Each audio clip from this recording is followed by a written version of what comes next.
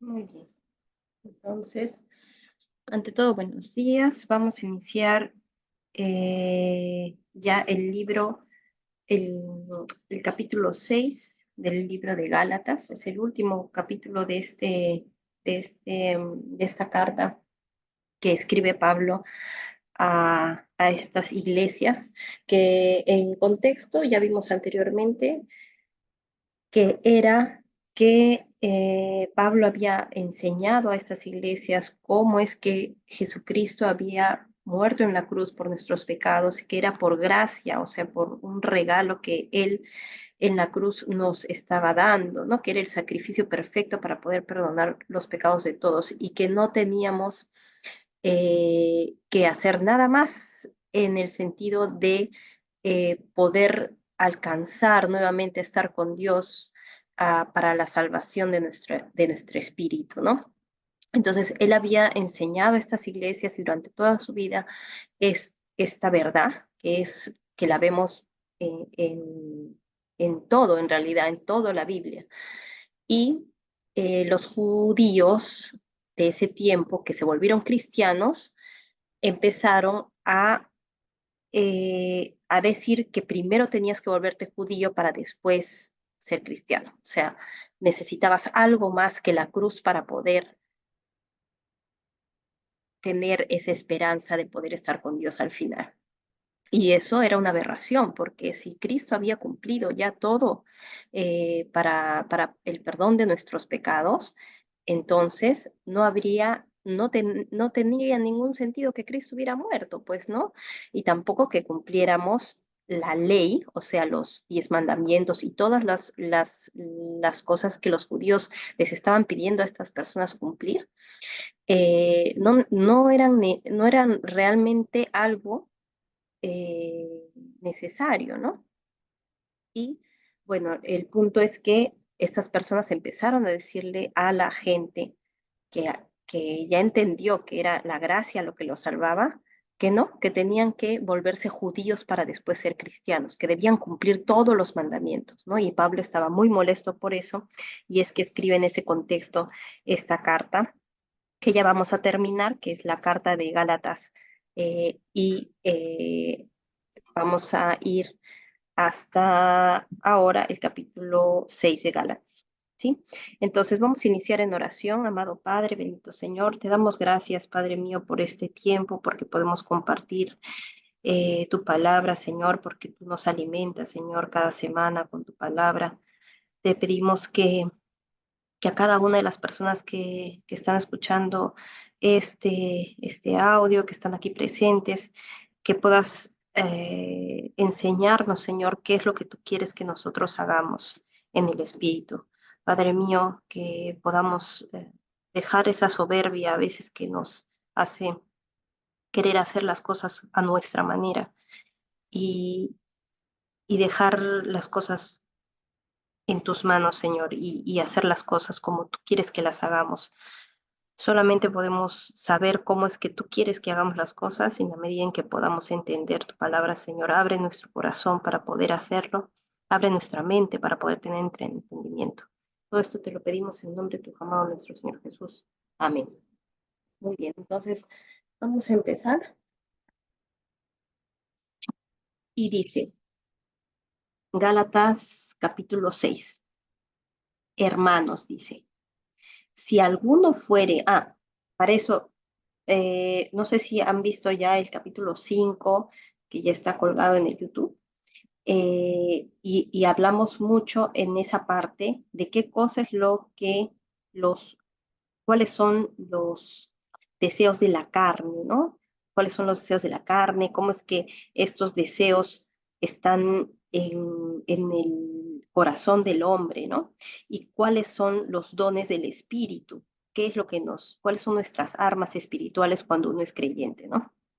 Y entonces, cuando termina de hablar sobre esto, que es tan importante para nosotros, porque podemos identificar de esa forma, como decíamos antes, si no hay ley, realmente, ¿cómo podemos nosotros saber que estamos haciendo algo bueno o algo malo? Si ya tenemos el Espíritu Santo dentro de nosotros, vamos a poder hacerlo eh, de esta manera, ¿no?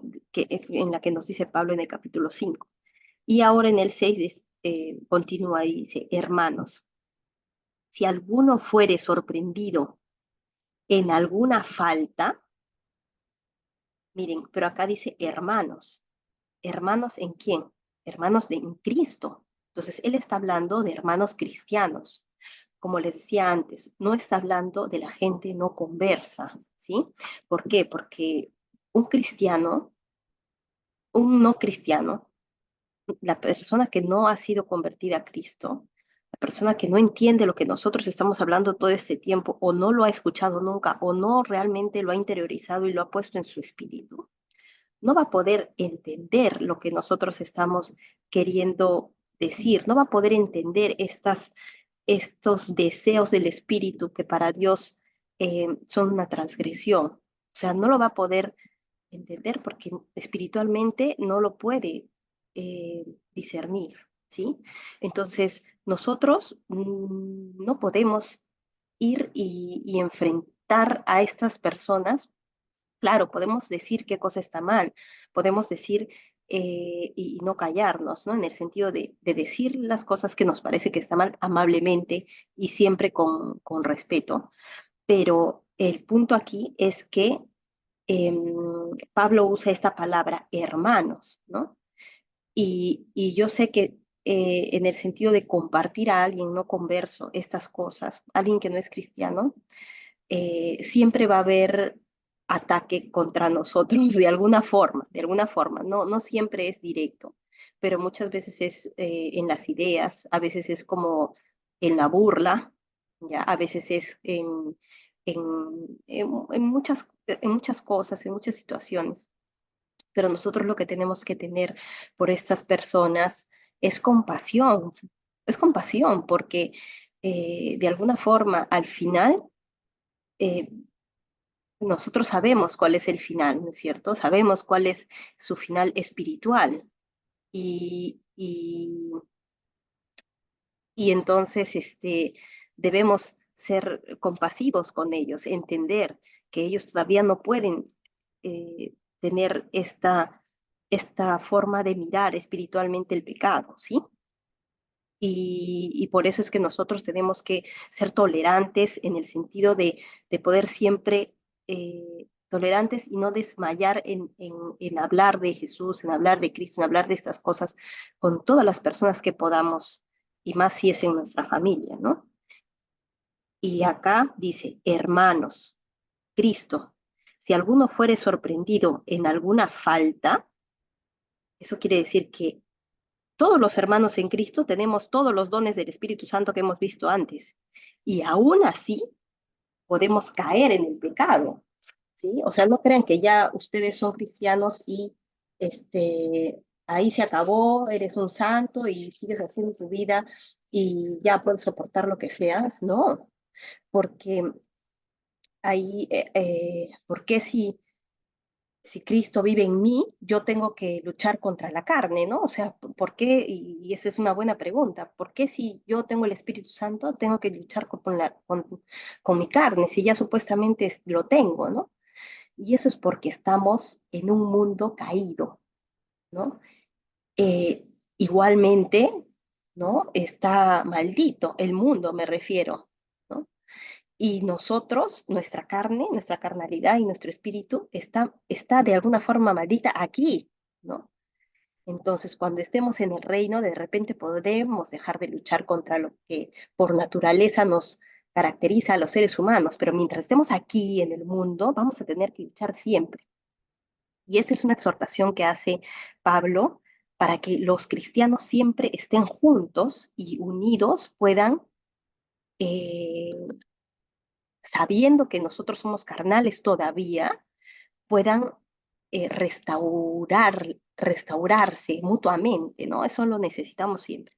Y dice, hermanos, si alguno fuere sorprendido en alguna falta, vosotros que sois espirituales, restauradle con espíritu de mansedumbre, considerándote a ti mismo, no sea que tú también seas tentado, ¿sí? ¿Y a qué se refiere con esto? Dice, restauradle con espíritu de mansedumbre. O sea, si tú ves a tu hermano, en Cristo me refiero, ¿no?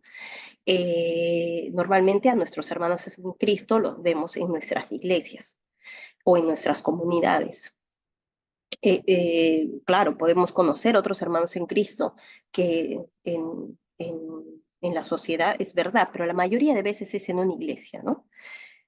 Y, y nosotros sabemos que estas personas son cristianas, o sea, los que son verdaderos cristianos, y a veces cometemos faltas, cometemos errores, caemos en estas cosas, y lo que nos dice acá Pablo es que no los separen, ¿no?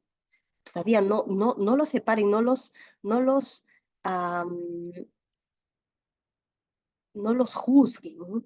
En el sentido de decir, ay, ¿cómo ha podido hacer eso?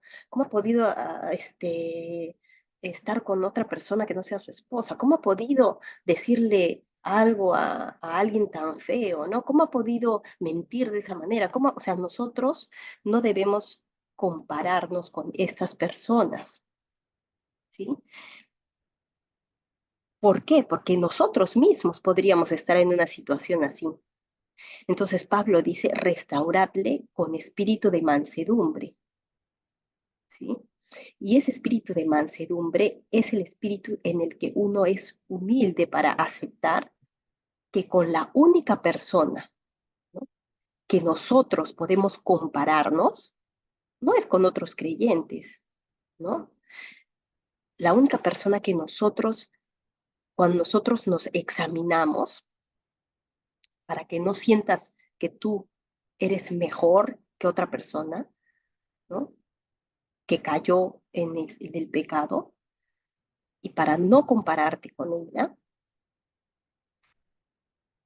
tú debes compararte primero con Cristo, ¿sí? Porque cuando hagas eso, te vas a dar cuenta que frente a Cristo eres un pecador, igual que tu hermano que está ahí, ¿no? Y nunca vas a poder sentir vanagloria de, de algo que tú no has hecho, que lo ha hecho Cristo. Y no solamente eso, sino que si tú te comparas en tus acciones con Cristo, nunca te vas a sentir mejor realmente que nadie, ¿no? Entonces, dice, vosotros que sois espirituales, restauradle con espíritu de mansedumbre, considerándote a ti mismo, no sea que tú también seas tentado, ¿sí? Y vamos a ver acá, no sé si se acuerdan que lo vimos en Mateo, esto es una enseñanza de nuestro Señor, en Mateo 7, para los que puedan buscar, si no Biblias ahorita yo lo voy a leer. En Mateo 7 nosotros vimos el juzgar a los demás. ¿Cómo era que Cristo enseñó esto, ¿no? Y vamos a verlo ahora. Dice, no juzguéis. Mateo 7, versículo 1, no juzguéis para que no seáis juzgados, porque con el juicio con que juzgáis seréis juzgados, y con la medida con que medís os será medido. ¿Y por qué miras la paja que está en el ojo de tu hermano y no echas de ver la viga que está en tu propio ojo? ¿O cómo dirás a tu hermano, déjame sacar la paja de tu ojo y he aquí la viga en el ojo tuyo? Hipócrita, saca primero la viga de tu propio ojo y entonces verás bien para sacar la paja del ojo de tu hermano. ¿Qué quiere decir aquí, no? O sea, está hablando exactamente de lo mismo, de cómo restaurar a alguien que ha caído. Tú no puedes ir y querer restaurar a alguien que ha caído y darle un alimento espiritual si tú mismo estás necesitando eso, ¿no? Entonces, si tú realmente quieres restaurar a alguien, entonces vas a necesitar examinarte a ti mismo, ver si es que realmente estás teniendo una vida que, que glorifica a Dios, y una vez que tú veas que has podido contra el pecado, puedas enseñarle a tu hermano cómo es que lo hiciste, ¿sí? Pero si incluso tú mismo no puedes hacerlo, entonces no lo hagas. ¿sí? ¿Por qué? Porque vas a dar un mal consejo, no vas a poder realmente decirle lo que quiere Dios para él. Entonces, si tú piensas que de repente tú no lo puedes hacer, ¿no? Porque espiritualmente no estás bien, entonces, ¿quién va a tener que pedir esa ayuda primero? Tú, uno mismo, ¿no? Yo. Y si yo no puedo hacerlo, voy a buscar a algún hermano en Cristo que yo vea que, que espiritualmente sea más fuerte, ¿no? Más entendido, de repente más, no sé cómo decirlo, más espiritual, como dice acá Pablo, ¿no? Vosotros que sois espirituales, vosotros que estáis luchando con el pecado y han podido de alguna forma dar una batalla frente a eso.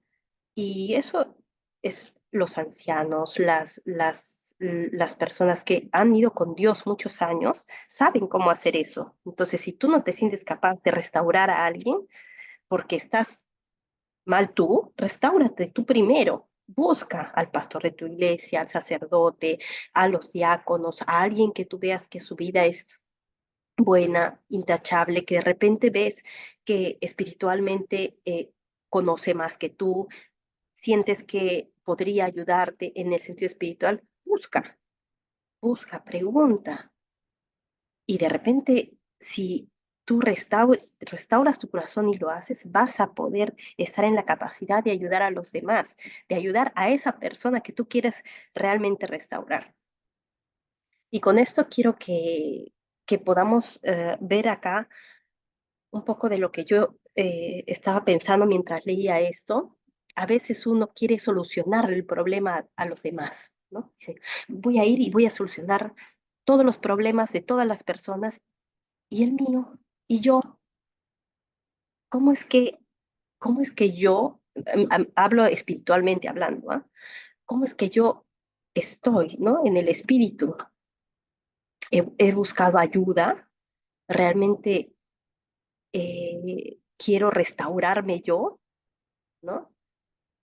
Y eso es de lo que habla Cristo. Primero restáurate tú y después vas a poder ayudarlo, vas a poder hacer, vas a poder hacerlo, ¿sí?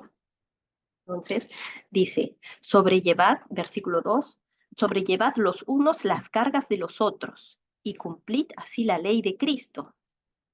¿De qué ley habla aquí? Amarás a tu prójimo como a ti mismo, ¿no? Porque el que se cree ser algo, no siendo nada, a sí mismo se engaña. Así que cada uno someta a prueba su propia obra y entonces tendrá motivo de gloriarse solo respecto de sí mismo y no en otro, porque cada uno llevará su propia carga. ¿Sí? Acá lo está diciendo Pablo, ¿no? El que es enseñado en la palabra, haga partícipe de toda cosa buena al que lo instruye. Y esto es algo que que algunas veces se utiliza como para decir que nosotros ofrendemos, ¿no? A la persona que nos esté instruyendo, que paguemos, que solventemos a estas personas que nos instruyen.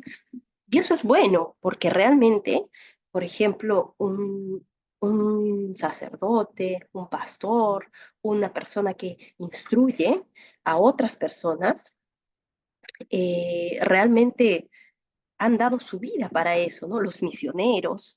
Y está muy bien que nosotros podamos apoyar de alguna forma a estas personas que han dado su vida, prácticamente han renunciado a todo para poder hacer esto. Está bien, ¿sí? Pero también debemos, dice en la palabra, haga partícipe de toda cosa buena. No toda cosa buena es solamente el dinero, ¿no? Al que lo instruye. También es darles una palabra de aliento. A veces ellos están, eh, no sé, angustiados porque son personas y nosotros, así como necesitamos ánimo para nuestra vida espiritual, ellos también necesitan de nosotros para su vida espiritual. Y compartamos con ellos si hemos recibido alguna buena palabra de ellos espiritualmente, compartamos lo que ellos han hecho por nosotros. Compartamos que su palabra, lo que ellos pudieron eh, enseñarnos, ha sido importante para nosotros, para la vida de otras personas, porque a través de ellos, de eso, ellos se alimentan, ¿no? Se alimentan en el espíritu, saben que están haciendo un trabajo para Dios que de repente a veces no lo pueden ver, y eso realmente no les importa mucho, pero es importante que nosotros como cristianos vayamos y le digamos muchas gracias, ¿no? Agradezcamos. Gracias por poder compartir esto conmigo, ¿no? Gracias porque mi familia está escuchando este, su sermón, ha escuchado sus palabras, si no es a través de ellos, a través de mí, ¿no? O sea, eso, ¿no? Poder alentarlos a que sigan, a que no se detengan. Y no solamente a los pastores, los sacerdotes, las personas que instruyen en el espíritu, también a los hermanos de la iglesia que les instruyen. Hay gente que por ejemplo, hacen discipulados y ellos dan de su tiempo también para hacer estas cosas y deberíamos todos nosotros poder decirles gracias y poder también hacerles partícipe de todas las cosas que nosotros tenemos o si les falta algo también, ¿no? Y es importante eso, pienso, más que en esto que se dice mucho, ¿no? Que en la ofrenda y estas cosas. Sí, es bueno hacerlo, mm, pero también en la parte espiritual, ¿sí? Dice, no os engañéis, Dios no puede ser burlado. Versículo 7 estamos, ¿ah? No os engañéis, Dios no puede ser burlado. Acuérdense de eso, porque a veces uno piensa que ya sí no va a pasar nada, ¿no? Pues todo lo que el hombre sembrare, eso también segará. Porque el que siembra para su carne, de la carne segará corrupción. Mas el que siembra para el espíritu, del espíritu segará vida eterna. Entonces, ¿qué es lo que quiere decir? ¿No? Que de alguna forma, o sea, nosotros, ah, está bien, estamos con Dios, hemos recibido a Cristo, pecamos, ¿no? Caemos, y todas las cosas que hemos hecho antes de recibir a Cristo, eso de alguna forma, en algún momento, nosotros vamos a cosechar, porque, porque en nuestra carnalidad podemos haber hecho cosas como lo que vimos anteriormente, que tienen sus consecuencias, consecuencias que pueden ser de repente no tangibles ahora, pero en un futuro sí, ¿sí? Entonces nosotros necesitamos saber que lo que hacemos siempre va a tener un resultado. Y todas las cosas que hacemos en la carne, como las que hemos visto en el capítulo 5, siempre van a tener un resultado, una cosecha. Así seas cristiano ahora, de eso no te vas a escapar. Dios te va a ayudar, el Espíritu Santo, a sobrellevar esa carga, pero no vas a poder escapar de eso porque Dios no puede ser burlado. Te pongo un ejemplo. Hay una persona que ha fumado toda su vida. A los 40 años, después de fumar desde los 15 hasta los 40, recibió a Cristo, dijo, no vuelvo a fumar, y dejó de fumar y cumplió su promesa y lo hizo y ya, Dios restauró ese espíritu pudo hacer que esta cosa que estaba deteniéndolo para hacer otras cosas, ah, pudo el Espíritu Santo pudo el Espíritu Santo sacar eso de la vida de esta persona y le dio un nuevo espíritu. Él es una nueva criatura, pero no le ha dado nuevos pulmones, ¿sí? Y no le ha dado un nuevo cuerpo terrenal en la carne. A eso se refiere. Y en algún momento es probable que esa persona pueda tener algún problema con algo que se refiera al tabaco, por ejemplo, un infarto, puede ser una tromboembolia, puede ser, no sé, cáncer al pulmón, cáncer a la vejiga, cáncer a cualquier sitio, porque el tabaco te da cáncer a todo, ¿sí? O sea, las células pueden transformarse cuando uno fuma y puede dar cáncer en cualquier parte del cuerpo. Y ya, entonces, eso que fue tu Dios por tanto tiempo, eso que no pudiste dejar y que te ha restaurado Cristo, Dios, a los 40 años, todo eso que te pase después, Él te va a ayudar a sobrellevar, pero no vas a poder evitar la cosecha, la consecuencia de eso, ¿sí? Y así podemos dar el ejemplo y ustedes pueden crear en su cabeza ejemplos en su propia vida de cosas carnales que hayan hecho y que de repente en algún momento se va a ver la cosecha de eso. Y así como esa cosecha carnal es corrupta, mala, ¿no? Porque Dios no ha querido que te dé el cáncer. Tú has decidido fumar y te pasó eso, ¿sí? No es que Dios quiso, ya a este lo voy a dar. O sea, a veces no es así, ¿sí? Pero el punto es que todo lo que tú hagas en la carne, vas a cosechar en la carne. Y es lo que dice acá Pablo, no os engañéis, Dios no puede ser burlado, pues todo lo que el hombre sembrare, eso también segará, porque el que siembra para su carne, que siembra estas obras de la carne que vimos antes, de la carne segará corrupción, mas el que siembra para el espíritu, del espíritu segará vida eterna. Y acá, yo analizando esto, digo, ¿por qué segará vida eterna para el espíritu? Si nosotros somos espirituales, mas el que siembra para el espíritu, ¿cómo siembras para el espíritu?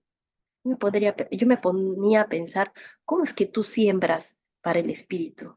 ¿Para el espíritu de quién? ¿De nosotros? Sí, claro. ¿Cómo siembro para el espíritu? ¿Leyendo la Biblia? Sí. Para mí, siembro para el espíritu, sí, porque eso me permite decidir qué es lo que tengo que hacer, ¿sí? Me permite saber qué es lo que tengo que hacer frente a una encrucijada, ¿no? ¿Qué me permite, cómo siembro para el espíritu?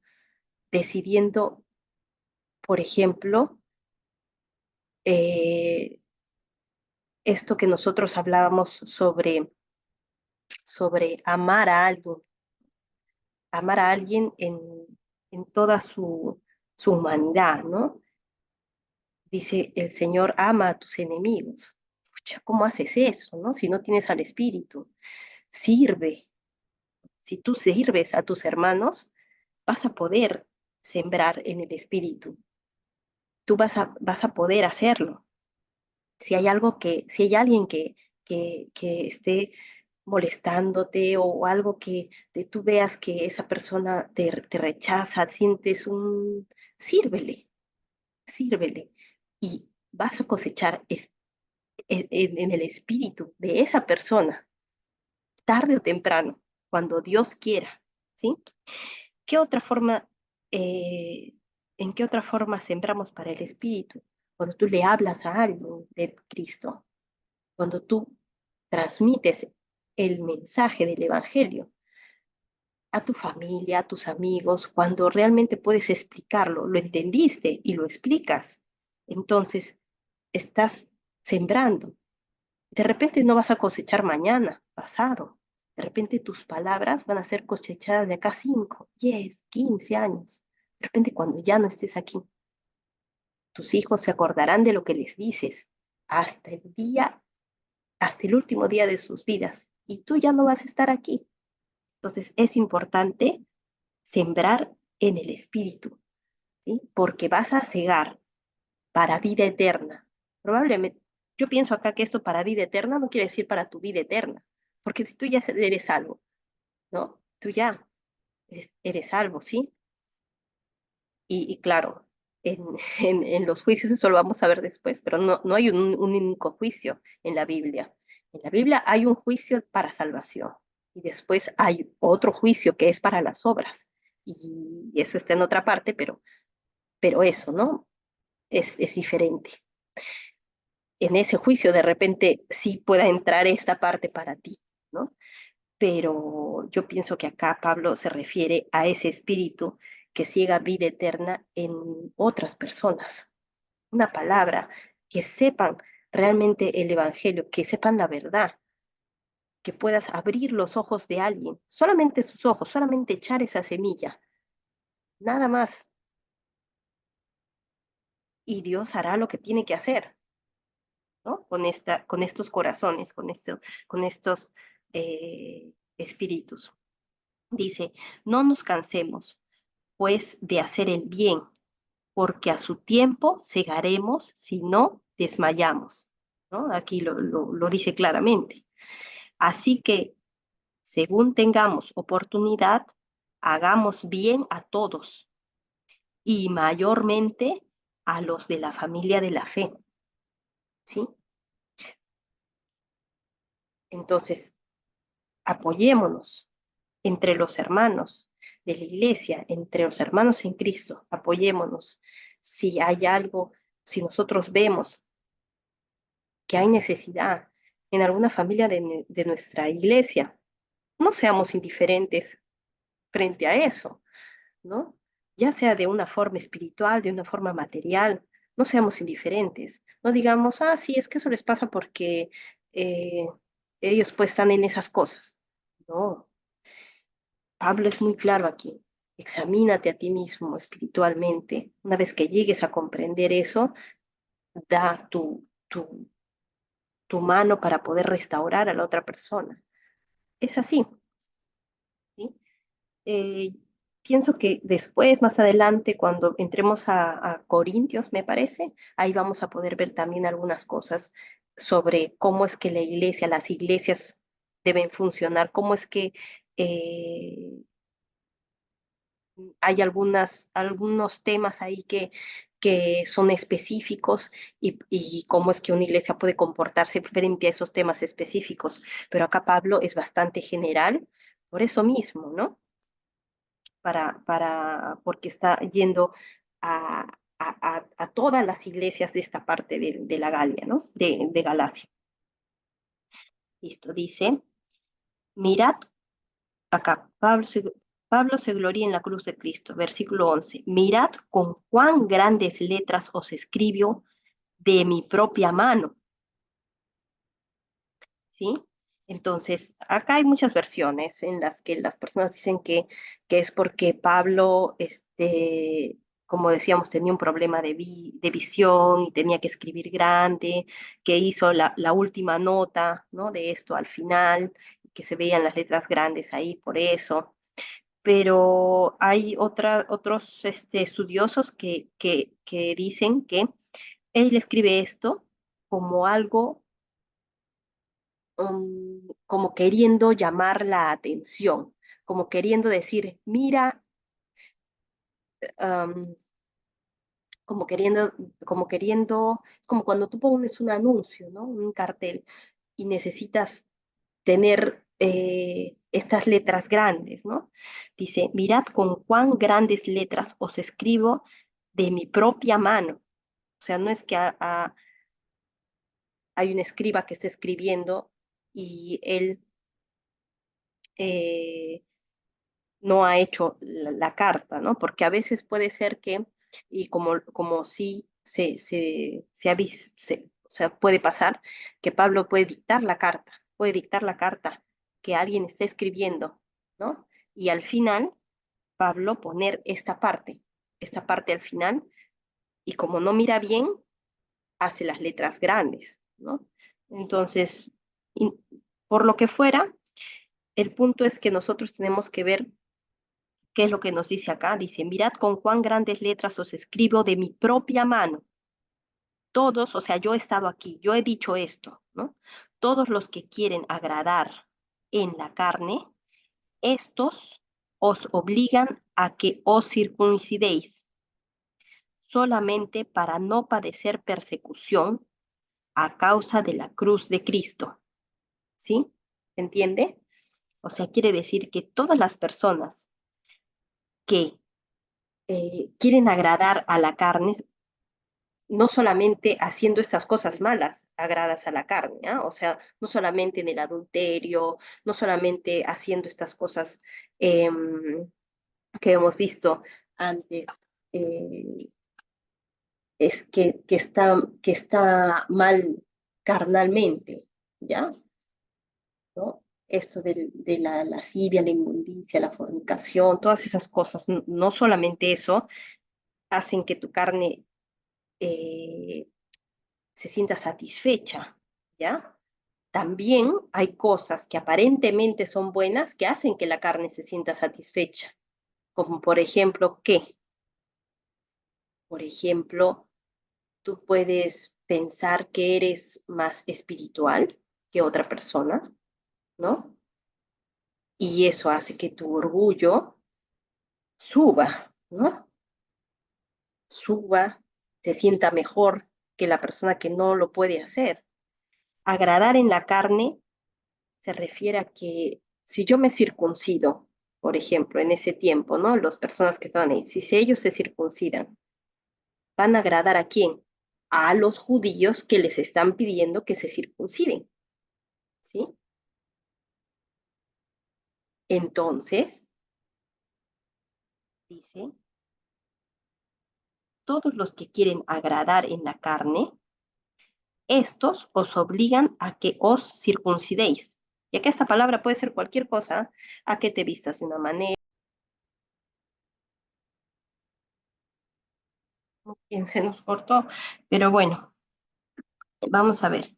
Y entonces, mirad con cuán grandes letras os escribo de mi propia mano. Todos los que quieren agradar en la carne, estos os obligan a que os circuncidéis solamente para no padecer persecución a causa de la cruz de Cristo, ¿sí? Y eso es lo que decíamos, ¿no? Esta parte en la que eh, dice, estos os obligan a que circuncides para agradar en la carne, ¿no? Y esta parte de agradar en la carne, como les explicaba, no solamente es en las cosas malas, sino en las cosas que aparentemente podrían ser buenas, ¿no? Como la circuncisión, y esa palabra pueden reemplazarla por cualquier otra cosa que piensen que está bien hacer en la medida en que está en contra de la gracia y el perdón de Dios solamente por gracia, ¿sí? Entonces, que puede ser la circuncisión o que te tengas el pelo de una forma, que no te puedas poner, no sé, algún tipo de ropa, o que tengas que llevar algo, o que tengas que hacer algún tipo de ritual, cualquier cosa, ¿no? Que te haga sentir que tú eres superior al hermano que está a tu costado, o que puedas sentir que tú puedes ganar de alguna forma el cielo con esas cosas, ¿no? Porque estamos hablando del legalismo, ¿no? De estas personas que pensaban que necesitaban hacer algo más que lo que ya había hecho Cristo en la cruz, ¿no? Entonces, por eso es que Pablo les dice eso. Todos los que quieren agradar en la carne, estos os obligan a que os circuncidéis solamente para no padecer persecución a causa de la cruz de Cristo. Claro, porque si estas personas no se circuncidan, no se vuelven judíos, van a ser perseguidos por los judíos, ¿no? Porque, porque están em, diciendo que eso, que no cumplir la ley, está bien, si es que tú eres cristiano. O sea, es una cosa impactante, ¿no? Para un judío. Y entonces dice, para no padecer persecución a causa de la cruz de Cristo, porque ni aun los mismos que se circuncidan guardan la ley. O sea, ni siquiera ellos, los judíos, los judaizantes, pueden guardar toda la ley, pero quieren que vosotros os circuncidéis para gloriarse en vuestra carne. Quiere decir, para decir, mira, yo hice que estas personas se volvieran al judaísmo, se circunciden. Hice que estas personas las convencí. Yo he hecho que estas personas ahora tengan la verdad y yo las he convertido, ¿no? Eso, para gloriarse en vuestra carne. Pero lejos esté de mí gloriarme. O sea, él dice, yo no quiero eso, no quiero eso para mí. Yo no quiero glorificarme en esto que yo les estoy compartiendo. No, pero lejos esté de mí gloriarme, sino en la cruz de nuestro Señor Jesucristo, ¿sí? O sea, el único que merece la gloria de las conversiones que hayan en tu iglesia, no es que hablas bonito, que explicas bien, que puedes, no, la única persona que merece la gloria de las conversiones y de la salvación en la cruz es Cristo, nadie más. Pero lejos esté de mí gloriarme, sino en la cruz de nuestro Señor Jesucristo, por quien el mundo me es crucificado a mí y yo al mundo.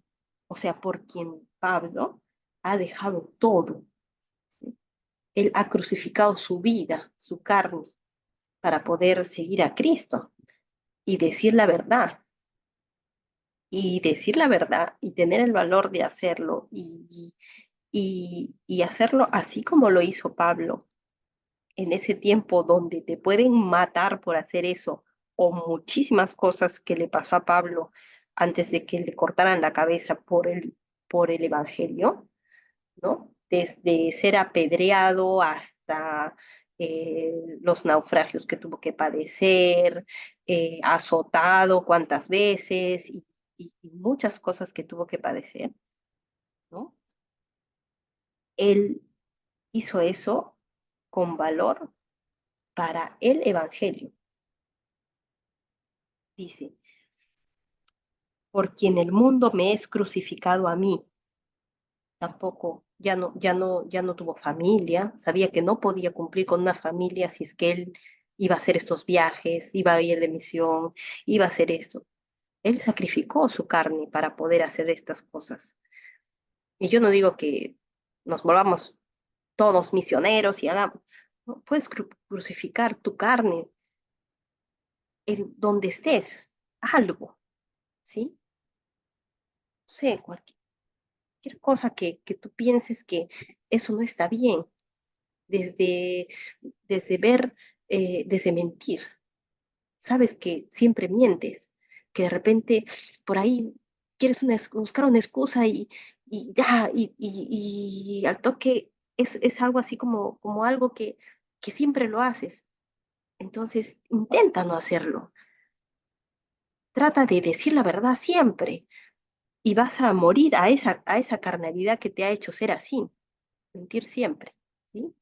Y con esfuerzo y con el Espíritu Santo en tu vida lo vas a poder hacer, ¿no? Y dice, me es crucificado a mí y yo al mundo, ¿no? Porque en Cristo Jesús ni la circuncisión vale nada. Ahí pueden ponerle la circuncisión y cualquier otra cosa que piensen que pueden hacer para ganar la salvación, desde darle a los pobres, incluso, me atrevo a decir, el bautismo, ¿sí?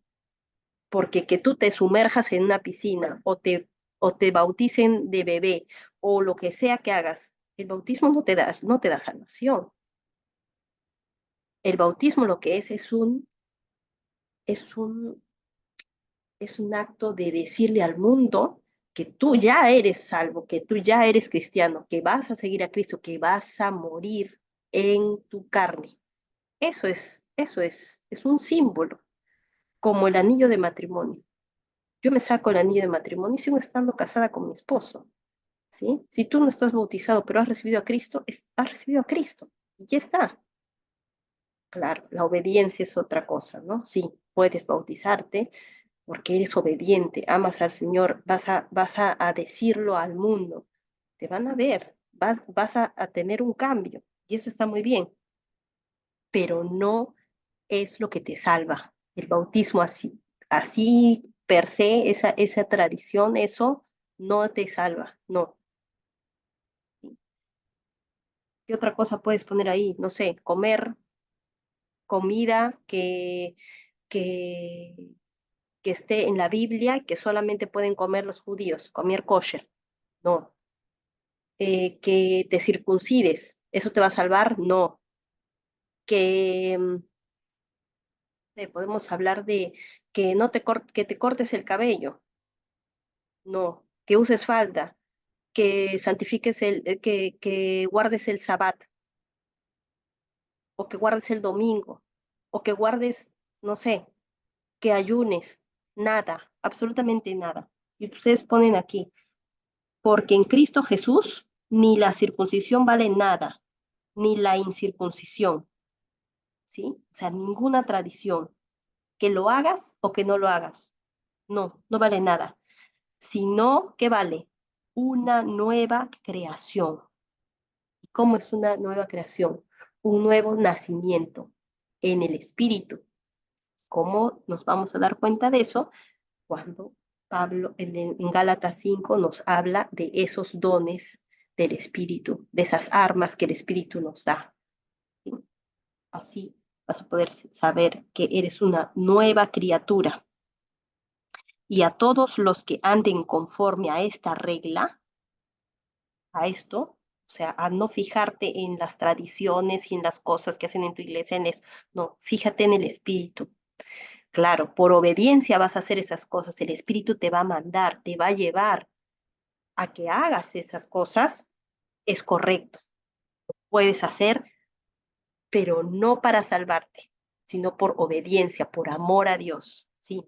Guarda el sábado, ¿quieres guardar el sábado? Guárdalo. ¿Quieres guardar el domingo? Guárdalo. ¿Quieres bautizarte? Hazlo, por amor a Dios, a Cristo, ¿sí? ¿No quieres ir vestida de alguna forma? Hazlo, por amor a Cristo, no para salvación.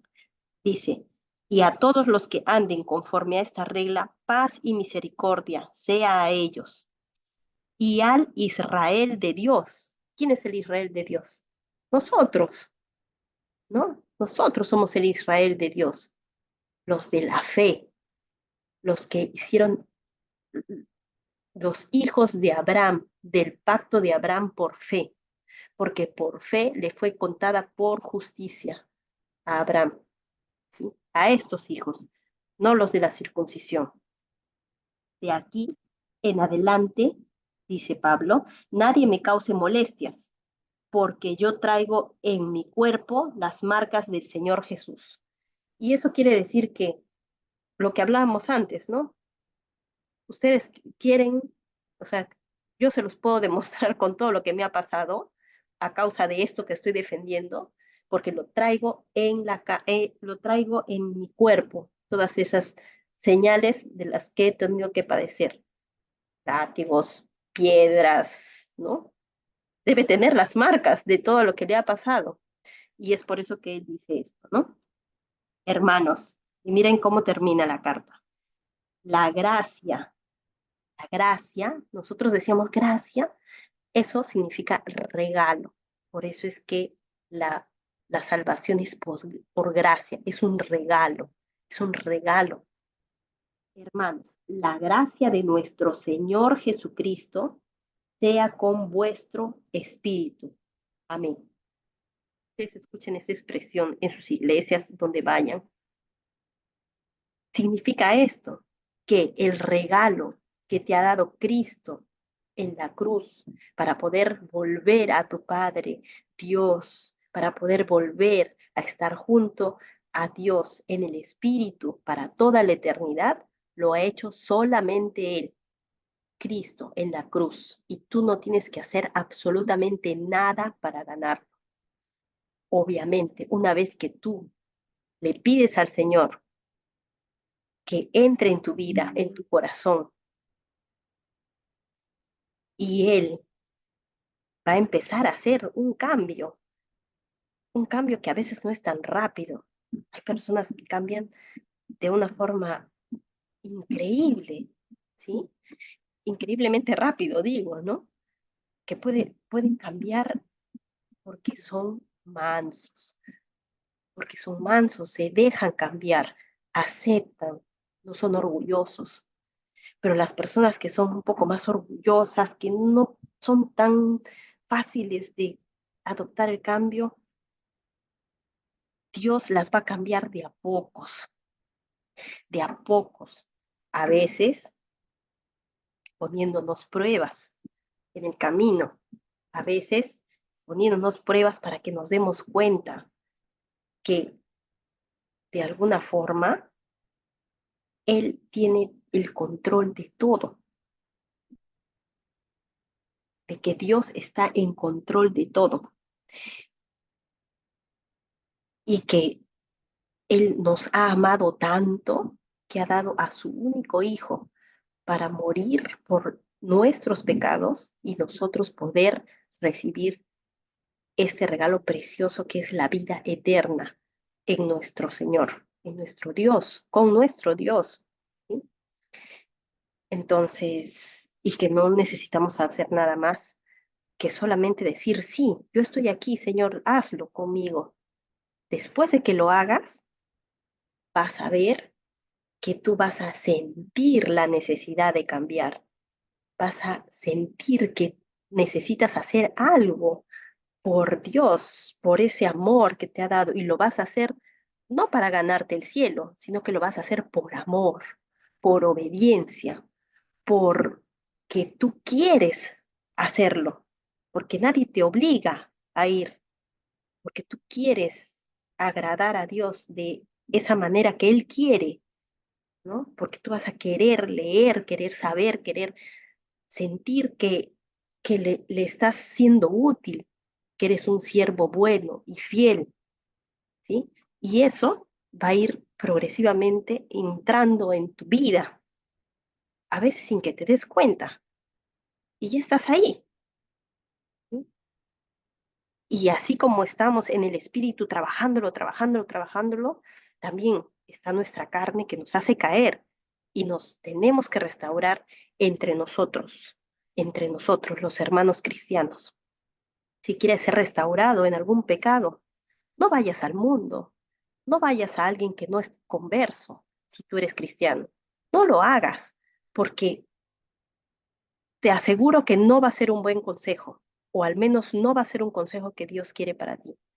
Ve donde tu hermano cristiano, que sepas que es un siervo fiel, y pregúntale a él, y entrega esta carga para que él pueda ayudarte después. Y así todos vamos a poder ser esto que habló en algún momento, una iglesia real, una iglesia de cemento. Eso es una iglesia real, una iglesia en el espíritu, juntos, ¿sí?